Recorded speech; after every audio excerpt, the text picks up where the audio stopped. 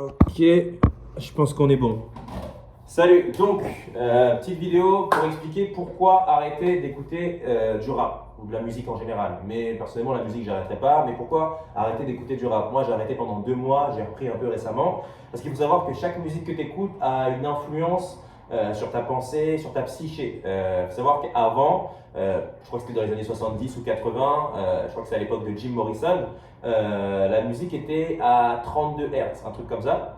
Et ce qui s'est passé, c'est que il disait que les Beatles, que ce soit Jim Morrison ou certains groupes de ce genre-là, étaient des chamans en fait. Les musiciens étaient vus comme des chamans, un peu à l'image du gars qui joue de la flûte devant un serpent et le serpent est hypnotisé. Parce qu'avant, la musique, ça rendait réellement les gens fous. C'est-à-dire qu'à un concert de Jim Morrison, tu avais des nanas voilà, qui se foutaient à poil, tout le monde était en folie, etc. Bon, il y avait aussi les drogues, bien évidemment, mais tout le monde était en folie parce que la musique avait beaucoup moins de restrictions. Les gens ressentaient vraiment les ondes. C'est pour ça que tu as certaines personnes aussi qui partent en Inde, voilà, aller prendre de l'opium et faire des espèces de trips spirituels pour se retrouver. Mais il y a souvent de la musique pour les aider justement à rentrer dans ce trip spirituel. Et un exemple tout bête, quand tu es triste, tu vas souvent aller écouter de la musique triste. Et quand tu es content, tu vas écouter de la musique qui va te rendre de plus en plus heureux. Et ça va faire un peu comme une espèce de crescendo, c'est-à-dire c'est un peu comme des montagnes russes, c'est-à-dire que des fois tu vas te sentir bien, juste une musique triste va te refaire penser à des événements que tu n'as pas forcément kiffé, et du coup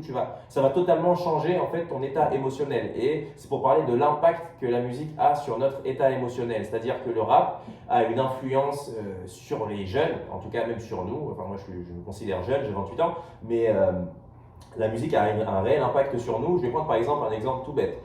Quand tu prends les boîtes de nuit, généralement, on ne va pas te mettre de la musique classique. Il n'y a pas de boîte de nuit de musique classique pour pousser les gens à consommer de l'alcool, pour pousser les gens à s'amuser, pour pousser les mecs à les draguer. On va leur mettre des musiques soit de techno, soit des musiques de rap, enfin des musiques où ils vont se sentir frais, où ça va te mettre dans un délire. Autre exemple, quand tu vas à la salle de sport, bon là je suis en train de parler des points positifs de la musique, mais quand tu vas à la salle de sport, souvent tu vas mettre un son et tu ne vas pas te rendre compte, mais tu vas faire plus que l'objectif de base. Par exemple, tu vas courir, tu vas te mettre une musique, tu t'es dit bon vas-y aujourd'hui je fais 15 km, tu te rends compte que tu as fait 20 km parce que tu avais du son dans les oreilles, alors que quand tu n'as pas de musique, tu vas vraiment te concentrer sur tes efforts, etc.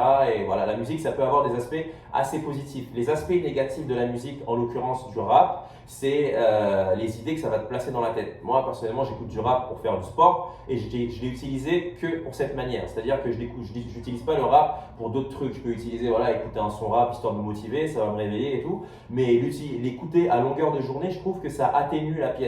Tu vas te retrouver dans une pièce avec des collègues, vous allez écouter un son de rap, 2 sons de rap, 3 sons de rap, et si la soirée tourne autour du rap, vous allez voir que ça va affaisser la pièce, tout le monde va commencer à être comme ça va même changer les idées des gens. Pour en revenir à la boîte de nuit, souvent quand tu as des gars qui se battent en boîte de nuit, que tu as des bastons, etc., c'est souvent oui à cause de l'alcool, mais la musique derrière, le fait que ça excite, surtout quand c'est en pleine lune, des fois les gens vont en boîte en période de pleine lune, bah, ça les excite, il y a la musique, il y a du bruit, etc., et voilà, l'humain ça l'agite. Même, je vais prendre l'exemple de mon chat qui est juste là. Yo, viens voir.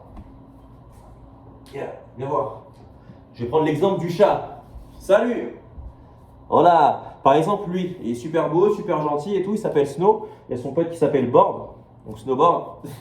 Rien à voir, mais quand je mets de la techno pour mon chat, je saute pas sur le téléphone. Quand je mets de la techno pour mon chat ou que je mets un son de rap, ils se mettent à courir partout. Ils sont totalement excités, ils se mettent à courir partout, etc. Des fois, tu vas te réveiller de mauvaise humeur. Tu vas écouter un son de rap, ça va encore plus te pousser à être de mauvaise humeur. Et je me suis rendu compte qu'écouter du rap, parce que quand tu es plus jeune, voilà, quand tu as 18, 19, tu vas écouter du rap toute la journée. Tu vas écouter du rap pendant 3-4 heures avec tes potes, etc. Et ça va te mettre dans un délire. À quel point le rap peut avoir une influence sur les gens. Moi, je me souviens que j'écoutais Migos au début avec mon pote. Et les gars, on croyait que les rappeurs faisaient vraiment ce qu'ils disaient. On croyait le personal branding qui se trouvait derrière les rappeurs. Et du coup, dans leur son, ils disaient ouais, faut être un dealer, faut avoir des grosses voitures, etc. Faut être frais et tout, etc. Et nous, on s'y croyait vraiment. C'est-à-dire que quand on arrivait en soirée et qu'il y avait du Migos, on se mettait à danser et tout, etc. Jusqu'à, on s'habillait de la même manière, on parlait pareil. Je me souviens qu'on s'était laissé pousser les locks à cause de ça aussi également.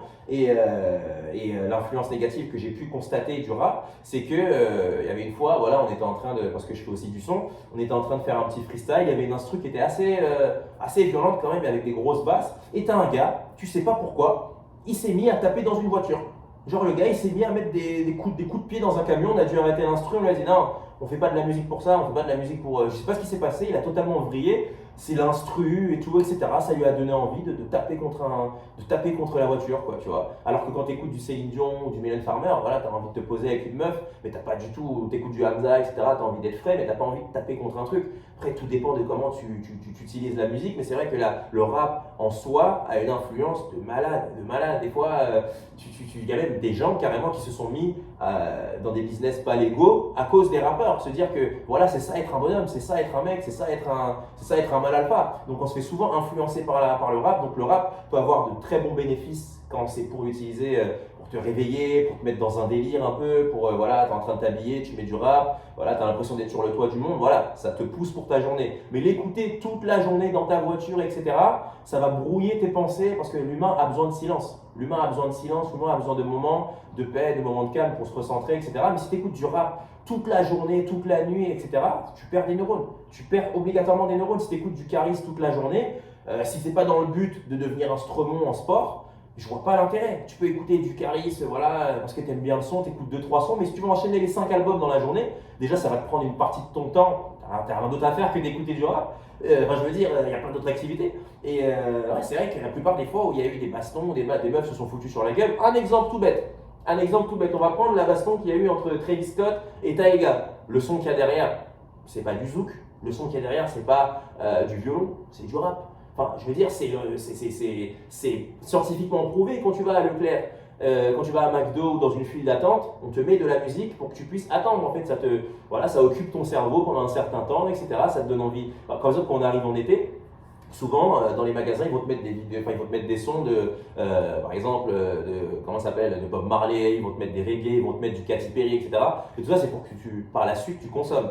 Et que tu aies envie de consommer, que tu penses aux vagues, voilà, ils vont te mettre du Taylor Swift, ça va te faire penser aux vagues, ça va te faire penser à l'été. Forcément, si tu passes dans le rayon où il y a un short et que tu as de l'argent sur toi, tu dis, ah, tiens, je vais me prendre des tongs, je vais me prendre un short et tout. Donc ça va te pousser à consommer. Et le rap, c'est pareil. Le rap, moi, le rap, je connais des gens à qui ça les a poussés à faire des tatouages. La plupart des gars, en tout cas aux États-Unis, à cause de l'écosystème de vie qu'il y a autour, vont se faire des tatouages à cause du rap. Donc, non, le rap, voilà pourquoi j'ai arrêté d'écouter du rap pendant 3 mois. Là, je l'écoute de temps en temps quand je veux me réveiller, me mettre dans un délire. Mais c'est pas plus de 3 musiques. Pas plus de 3 musiques parce qu'après, je commence à me dire attends, il y a un tel qui me doit des sous, etc. Tu commences à partir dans un délire. Tu te prends pour. Il y a des phrases qui disent ouais, ça m'a donné. Enfin, ma mère a écouté du rap, c'est devenu mon père. Enfin, c'est des blagues. C'est vrai qu'on prend ça sur le ton de l'humour, mais c'est réel, les gars. Le rap a vraiment une influence physiologique sur toi. Faut savoir que maintenant, pour revenir au truc des 32 Hz, 42 Hz, ils ont bridé la musique parce qu'ils ont vu que la musique avait une influence beaucoup trop puissante sur les gens et tous les téléphones, Apple, voilà, sans rentrer dans le complotisme, c'est vraiment ce qui s'est passé. Ils ont bridé les fréquences de la musique sur tous les haut-parleurs qu'on a, donc sur des enceintes Bose, sur des enceintes Marshall, sur même ta télévision Philips, sur une télévision Samsung, sur un ordinateur, sur un Mac. Tous les sons sont bridés, même si tu écoutes ça, tu as l'impression d'écouter ça en 3D, parce que vous savez, ils font des sons en 3D que tu peux écouter avec un casque, etc. Même avec le meilleur des casques Beats, le meilleur des casques gamer, tous les sons émergents de quelconque ordinateur, de quelconque plateforme, de quelconque matériaux, est bridé parce qu'ils savent à quel point la musique voilà, nous met dans un délire. Donc voilà, si vous pouvez en tout cas limiter le rap parce que ça reste quand même la musique la plus écoutée en France, à côté de la pop française, ça reste quand même très stylé d'écouter des sons en soirée avec ses potes, etc. Même si bon, quand tu es concentré, tu vas pas trop en soirée. Mais voilà pourquoi j'ai arrêté d'écouter du rap pendant 3 mois.